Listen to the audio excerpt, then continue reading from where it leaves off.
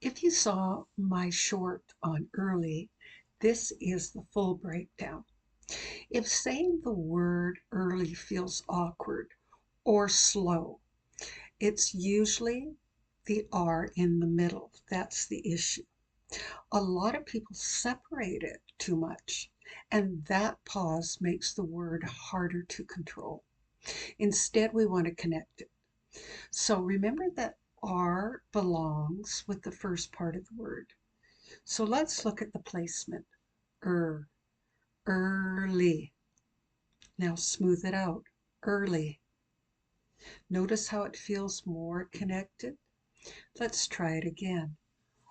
Early. Early. Great. This is what helps your speech feel more natural, not just correct, but smoother. And when words feel smoother, you're much less likely to avoid them in a conversation. That is the real goal.